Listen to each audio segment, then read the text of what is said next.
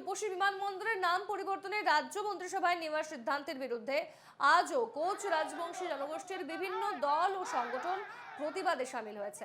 রূপসী নামের সঙ্গে কোচ রাজবংশী জনগোষ্ঠীর আবেগ জড়িয়ে রয়েছে, ফলে এর নাম পাল্টে কালীচরণ ব্রহ্ম বিমানবন্দর করা নিয়ে আপত্তি উঠছে। রাজ্য মন্ত্রিসভা ইতিমধ্যেই এর সিদ্ধান্ত নিয়ে কেন্দ্রীয় সরকারের কাছে প্রস্তাব পাঠিয়েছে। তারপরই প্রতিবাদে নেমেছে কোচ রাজবংশী দল সংগঠনগুলি।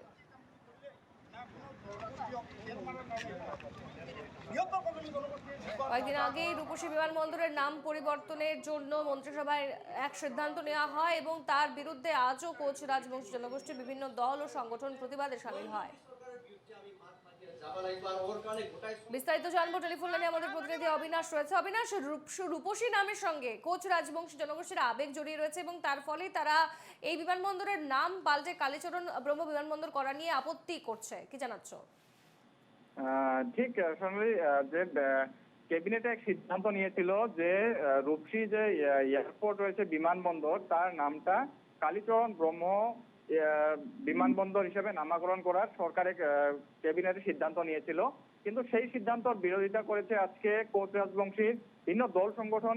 সেখানে উপস্থিত হয়েছিল রূপসী বিমানবন্দরের সম্মুখভাগে, আর সম্মুখভাগে উপস্থিত হয়ে ওনারা প্রতিবাদ করছে যে এই দাবি আমাদের মানতেই হবে যে সরকার যে কালীচরণ ব্রহ্ম বিমানবন্দরের নাম দিতে চলেছে সেই নামটার সঙ্গে ওনাদের কোনো সম্পর্ক নেই। কারণ রূপসী এক অনেক ইতিহাস বিজড়িত হয়ে আছে, যে রূপসী বিমানবন্দরের সঙ্গে পুরনো জমিদারের সম্পর্ক রয়েছে, তার জন্যই রূপসীর নামটা ওনাদের জমিদার ফ্যামিলির নাম দিয়ে নামকরণ করা হয়েছে। কিন্তু সেই ক্ষেত্রে কোচ রাজবংশী নেতারা এটা কোনো পদ্ধতি মানতে পারছে না যে রূপসী বিমানবন্দর এখন বিটিআর এর অন্তর্গত হওয়ার জন্য যে সেই নামটা নামকরণ কালীচরণ ব্রহ্ম বিমানবন্দর করবে, সেই নিয়ে ওনারা নামকরণ করার জন্য বিরোধিতা করছে। সরকারকে আবার ওনারা অনুরোধ জানাচ্ছে যে এ নিয়ে আবার আলোচনা করা হোক, আলোচনা করার পর যদি কিছু নামকরণ করা যায় অন্য নামে সে চিন্তা চর্চা করবে ওরা। কিন্তু